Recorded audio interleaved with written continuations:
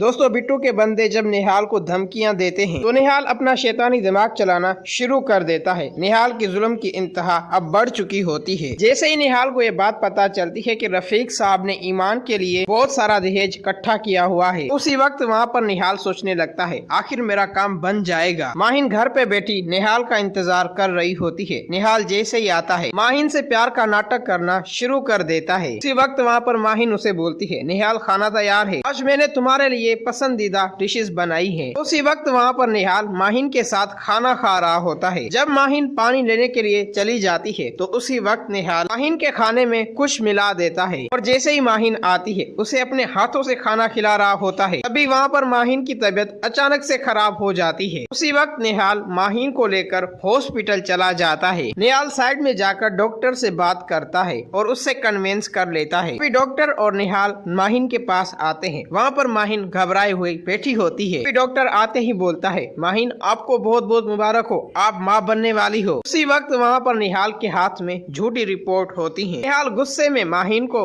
Hospital से लेकर उसके बाप के घर पहुँच जाता है। निहाल जैसे ही वहाँ पर आता है मोना आंटी और ईमान भी उसे देख रहे होते हैं। निहाल गुस्से में वहाँ पर तमाशा मचाना शुरू कर देता है। माहिन, तुमने मेरे साथ और अपने बाप के साथ धोखा किया है, ये सब कुछ क्या है? जिसकी वजह से वहाँ पर माहिन रो रही होती है और बोलती है, निहाल ऐसा हरगिज नहीं हो सकता। तभी वहाँ पर रफीक साहब बोलते हैं, आखिर निहाल हुआ क्या है? तभी निहाल आता है, रफीक साहब को वो फाइल दिखाता है। जैसे ही रफीक साहब वो फाइल देखते हैं वो माहिन के पास आते हैं, उसे थप्पड़ मारते हैं और बोलते हैं, ये सब कुछ क्या है माहिन? उसी वक्त वहाँ पर माहिन बोलती है, पापा आप मेरी बातों का यकीन करें। वहाँ पर निहाल गुस्से में बोलता है, माहिन ये सब कुछ इस पेपर में लिखा हुआ है और डॉक्टर ने सारी हकीकत मुझे बता दी है। वहाँ पर माहिन रो रही होती है, उसे कुछ समझ नहीं आ रहा होता। उसी वक्त निहाल गुस्से में बोलता है, रफीक साहब आपकी बेटी आपको मुबारक, मैं इसे अब अपने पास हरगिज नहीं रख सकता और जब इसके काले चिट्टे सबके सामने आएंगे तो आपकी बहुत ही बेइज्जती होगी। पता नहीं ये किसके साथ चक्कर चला रही है। रफीक साहब वहाँ पर परेशान हो जाते हैं, निहाल को हाथ जोड़ लेते हैं और बोलते हैं, निहाल तुम मेरी बेटी के साथ ऐसा जुल्म मत करो, ये तुम्हारी और हमारी इज्जत है। जिसकी वजह से वहाँ पर निहाल रफीक साहब को बोलता है, मेरी एक शर्त है, अगर आप वो शर्त मानेंगे तो मैं माहिन को अपने पास रख लूंगा और ये सब कुछ भी मैं बर्दाश्त कर लूंगा। ये बात सुनते हुए वहाँ पर रफीक साहब परेशान हो जाते हैं और बोलते हैं, निहाल ये तुम कैसी बातें कर रहे हो? तभी वहाँ पर निहाल बोलता है, अगर आप मुझे 20 लाख रुपए दोगे तो मैं माहिन को रखने के लिए तैयार हूँ, वरना आपकी बेटी की जिंदगी तबाह और बर्बाद हो जाएगी। वहाँ पर ईमान गुस्से में बोलती है, पापा आप इस लालची इंसान को कुछ भी मत दें। रफीक साहब आखिर बेबस हो जाते हैं। वो निहाल को बोलते हैं, निहाल बेटा मैं कुछ करता हूँ, बस तुम मेरी बेटी को संभाल लो। ये बात सुनते हुए वहाँ पर निहाल माहिन का हाथ पकड़ता है और उसे अपने साथ लेके चला जाता है।